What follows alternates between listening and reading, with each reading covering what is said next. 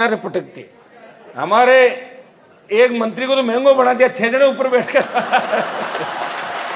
अंदर विधानसभा में। बताओ, अरे यार भाई, मैं तो आपको ये बात बता दूं कि मैं अगर विधानसभा के अंदर होता तो पिटने नहीं देता, चाहे कोई भी हो। मैं कि विधायक हो ना साथ, यार ऐसे कैसे पिटने देंगे। मैं तो कभी नहीं पिटा था, अंदर पिटा नहीं था, मैं दूसरा काम ही करके आया था अंदर। आपको सब पता है विधानसभा का कितना बड़ा दुर्भाग्य। गहलोत जी, आप अपने मंत्रियों को पिटवा रहे हो दूसरे मंत्रियों से और कह रहे हो कि महंगो बना दो, इसका ऊपर बिठाओ 6। आप समझ तो गए ना ये कौन सा जो चलता भी, उसमें सर्च कर लेना आ जाएगा। 5-6 एक साथ बैठ के उसको लाके फिर पटकते हैं साइड में। बेचारे का बहुत बुरा हाल किया भाई, गलत है। तो ये जो आज का हमारा कार्यक्रम रहा, ये बहुत ऐतिहासिक कार्यक्रम है। जाम बारिश की वजह से लग गए थे, बहुत लोग लेट भी हो गए थे। और इस कार्यक्रम के अंदर कई फोन ये भी आ रहे थे कि भाई साहब हमें नहीं बुलाया, सबको बुलाया। अभी हमने ये तय किया है कि इसके अंदर आज नियुक्ति के बाद अगर जिन जिन की इच्छा होगी, एक बार सब मुझे लिख के भेज देना। अलग से एक दिन कार्यक्रम खाने का, सबका जो टीम है उसका अलग से कार्यक्रम करूंगा और रैलियां करूंगा। अभी सिर्फ कई जिलों से, हमारे 1-2 जिलों से शायद लेट हो गए थे नाम। अभी हम आप लोग अब यहाँ से जाएंगे नहीं, एक बार ये घोषणा करेंगे। हमारा जो टीम होगी राजस्थान की, इसका संयोजक कौन होगा, इस अभियान का सह संयोजक कौन होंगे, जिलों के संयोजक कौन होंगे, संभाग के कौन होंगे। और इसमें अगर किसी का नाम नहीं आए, उदास मत होना, मैं हूं ना तुम्हारे साथ, चिंता क्यों कर रहे हो। ये तो अपने घर की पार्टी निकाल देंगे नाम हाथों हाथ दूसरा, चिंता क्यों करो, वो रखेंगे, एक और कर देंगे। इस बात को लेकर तुम्हारा झगड़ा मैंने देखा बच्चों का। प्रदेश कार्यकारिणी घोषणा हुई तो 7, 8, 10 दिन तक मुझे तंग करते थे, मेरा नाम नहीं है मेरा। तो मैंने कहा नाम आके कौन सा क्या हो जाएगा, तो इसमें नाम आके जिनका नाम आए, मैं खुद ही दुख पा रहा हूं यहाँ पे, तुम क्या कर लोगे जब मैं ही तकलीफ में हूं 25 साल से, तो तुम यहाँ ज्यादा आके भी कुछ नहीं कर सकते। तो आरएलपी है, इसलिए चिंता नहीं करें, ये आरएलपी का परिवार है। मैं सबके आपके साथ हूं, सुख दुख हर उसके अंदर, और इस प्रदेश के सुख दुख के अंदर अगर साथ हूं तो आपको चिंता करने की आवश्यकता नहीं। आप सब यहाँ बड़ी तादाद के अंदर आए, बहुत हमारा ऐतिहासिक कार्यक्रम रहा। मीडिया के मेरे साथियों को भी धन्यवाद दूंगा कि आपने इस कार्यक्रम को हमारा अच्छा कवरेज भी किया। आप सब लोग आए, जितना हमारा बुद्धिजीवी वर्ग भी आया, भाई ओंकार जी से लेके ये प्रधान, हमारे चामू के प्रधान जी हैं, ये चामू जो शेरगढ़ विधानसभा के अंदर आता है। बहुत 15-20 साल पहले तो आप सोचते होंगे शेरगढ़ ये अलग सोच होगी आपकी, शेरगढ़ अलग सोच, ठीक।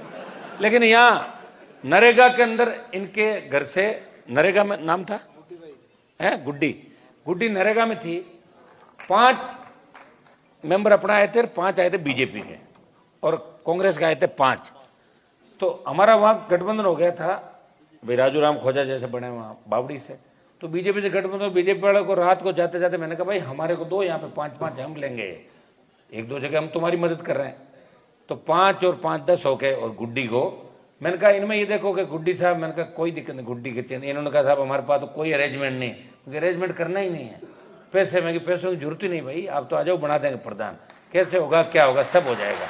तो भाई ये मीडिया में भी चला था कि नरेगा में मजदूरी करने वाली दलित की पहली बेटी चामू की प्रधान बनी। चामू जो शेरगढ़ कॉन्स्टिट्यूंसी के अंदर आता, 5 प्रधान हमारे बने, एक म्यूनसिपलिटी का चेयरमैन बना। लोग कहते थे तो गांव की पार्टी है, शहर में भी दस्तक दी, जयपुर नगर निगम में वोट लिए, जोधपुर में वोट लिए, बाई इलेक्शनों में लिए, हर जगह आरएलपी ने अपना परचम फहराया। अब वो समय आ गया कि हमें इस राजस्थान को एक दिशा देनी है।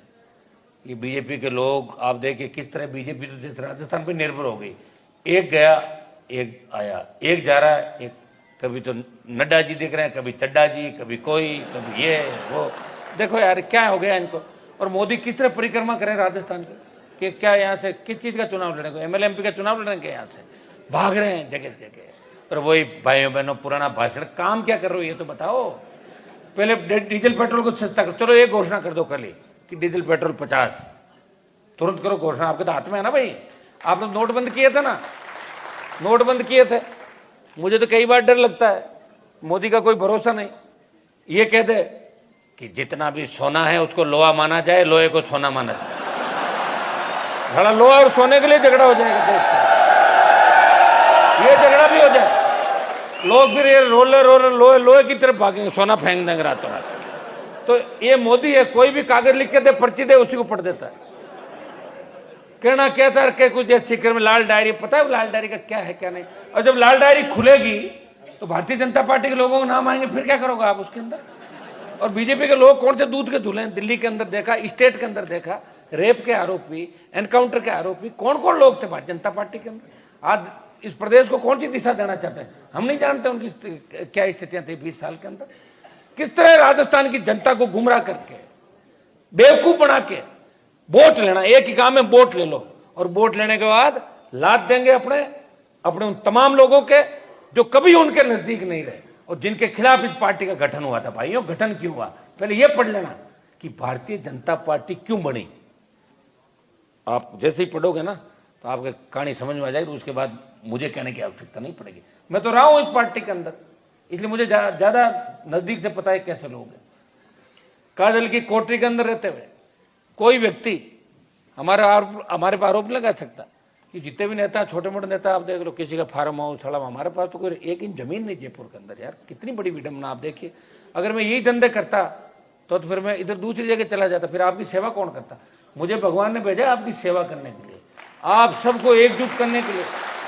मैं यूनिवर्सिटी के अंदर पढ़ता था, तभी नारा लगता था किसान के बेटे, ये कहते तो भरतपुर धौलपुर का है, ये सिकल झुंझुनू का, ये नागौर का है, और ये बीकानेर का, ये हनुमानगढ़ गंगा। अलग अलग क्षेत्रों में बटे हुए बच्चे हमारे। उन बच्चों को संगठित किया, एक जगह लाया, और क्षेत्रवाद को खत्म अगर राजस्थान में किसी ने किया तो नागौर के सांसद ने, उसकी सोच ने राजस्थान में क्षेत्रवाद को खत्म करके आपको एक मंच पे बिठाया, एक जयकारा आपको दिया, एक झंडे के साथ बिठा के एक इस राजस्थान की पार्टी बना के एक संदेश ये भी दिया कि हम उदार की पार्टियां लेके राजस्थान में लड़ेंगे, हमारी खुद की पार्टी है। और भाइयों, 5-5 लाख की रैलियों के अंदर आधे घंटे नौजवानों के भाषण आप सबके हुए, हर वर्ग का ध्यान रखा, हर चीज का ध्यान रखा, और इसी का परिणाम है कि जो सपना हमने सोचा था, लेट थोड़े से जरूर है। वैसे मैं लेट हो जाता हूं, मेरी शादी भी लेट हुई थी, आपको पता है ना, थोड़ा सा लेट हूं, लेकिन कुछ ज्यादा लेट में नहीं हूं। आप 1 महीने की मेहनत ये करें, इसमें हमारे बीच के अंदर आप ये भी, हमें कई आंदोलन भी करने। अभी ईडी दफ्तर का घेराव भी रहेगा 2-5 दिन के अंदर ही, कि ईडी के दफ्तर को घेरेंगे।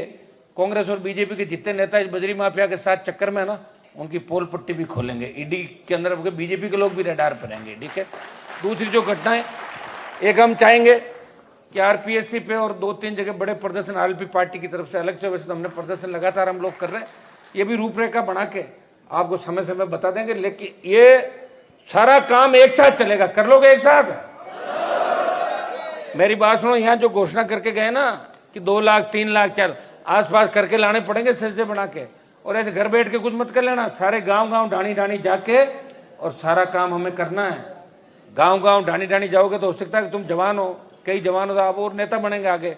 जब लोगों के बीच जाओगे जब ही नेता बनोगे, लोगों के बीच अगर नहीं जाओगे तो कौन पूछेगा। कितने घराने थे राजस्थान के अंदर, कितने बड़े बड़े नाम थे, आधों की इज्जत तो मैंने रख ली। किसी ने मुझे मामा कह दिया, किसी ने मुझे चाचा कह दिया, किसी ने भैया कह के मेरे से मदद करा ली पिछले चुनाव में। अब की उनकी किसी की मदद नहीं होगी, उनका अंतिम एफआईआर लग जाएगी सारी सारी। जो बेईमान थे उन बेईमानों को सत्ता से दूर कर देंगे। जो किसान विरोधी थे, एक आध बच गया होगा, 15, 20, 30 को लेके चले थे, 1-2 बच गए, उनका ऑपरेशन 23 के अंदर कर देंगे। ये भी चिंता नहीं करें आप, वो सारा काम होगा। आप हैं कैसे करना, हाँ पक्का कर देंगे। ऑपरेशन में तो कोई चिंता ही नहीं, मुझे बता दिया करो, ऑपरेशन ही करता हूं ज्यादा। वैसे तो मैं डॉक्टर होता तो ज्यादा बढ़िया होता, ऑपरेशन अच्छा, सर्जन हो जाता ना, ऑपरेशन ठीक करता। इधर आ गया मैं। भाइयों, 1 महीने का टारगेट आपको दे दिया। 1 महीने के अंदर हाथ, सुनो ऐसे हाथ मत खड़े करना। अभी मैं उन लोगों से भी नाराज हूं, कई लोग यहाँ नहीं आए, कई बहाने बना रहे, कह रहे हमारी गाड़ी पंचर हो गई, अपने घर पे बैठे 1-2 जगह मेरे को दिख रहे हैं वो, है ना। उनका ध्यान रखें, उनको बस उसी हिसाब से ही उनको ट्रीट करना है। जो जानबूझ के इतने महत्वपूर्ण कार्यक्रम को नहीं समझ के, जो लोग जानबूझ के नहीं आए, हाँ इमरजेंसी हो सकती है, कोई बीमार हो सकता है, पारिवारिक काम हो सकता है। जब हम इतना काम करें, आपको पता कि एक व्यक्ति को हनुमान बेनीवाल बनना पड़ेगा। कैसे बनोगे, ऐसी तो बनना है कि एक बार बुलाते ही तुरंत रवाना होकर आ जाओ, तभी बनोगे भाई। परेशानियां बहुत ज्यादा है, पूरा देश इस राजस्थान को देख रहा है। हम भी रोज चुनौतियां लोकसभा के अंदर, कई सांसद कहते हैं क्या करोगे, क्या नहीं, कैसे होगा, क्या रहेगा, क्या नहीं रहेगा, कह रहे हम आ रहे हैं डंके की चोट राजस्थान में। तो आने के लिए हमें मजबूती चाहिए। सरदार जी भी बैठे हैं, तो सब लोग आज सर्व समाज सारे लोग यहाँ पे आए। मैं सबका आपको धन्यवाद ज्ञापित करता हूँ, हृदय से आभार प्रकट करता हूँ। सब लोग वापस जब जाएं, एक चीज मैंने आपको कही है रैलियों के अंदर और सब जगह कि अपन गाड़ी की स्पीड धीरे रखेंगे, 70-80, ज्यादा आवश्यकता हो और कोई अगर हो भाई ऐसा काम, कोई दूल्हा जा रहा है, लगे भाई दुल्हन कहीं और चली जाए, वो भाग के 120 चला सकता हो, उसको छूट है। पहले 2 बारात आ जाए कहीं तो वो कर ले, वो 120 चला के पहले कर ले। बाकी मेरे हिसाब से 80 ज्यादा आवश्यकता नहीं, 80 बहुत है। 80।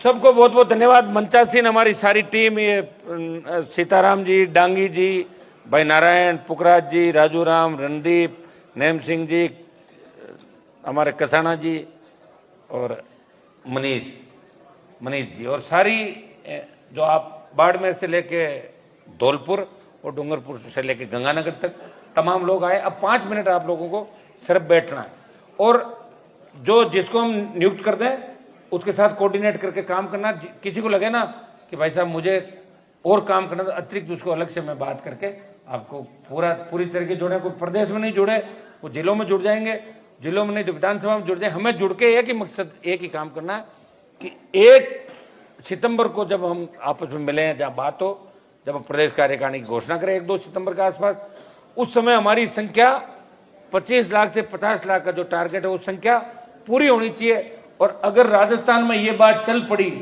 1 सितंबर को कि आरएलपी ने 1 महीने में 50 लाख बढ़ाए, 40 लाख बढ़ाए, तो कांग्रेस और बीजेपी पे एक दल तीसरे नंबर पर चला जाएगा, एक दल थर्ड चला जाएगा और आप सत्ता के बहुत नजदीक आओगे। आप सब यहाँ आए शॉर्ट नोटिस पे, छोटे से बुलाव पे आके आप सबने अपने विचार रखे, हर व्यक्ति के विचार सुने। और हमारा सबका मकसद एक ही है इस कार्यक्रम का कि 1 महीने मजबूती के साथ हम पार्टी के लिए काम करेंगे।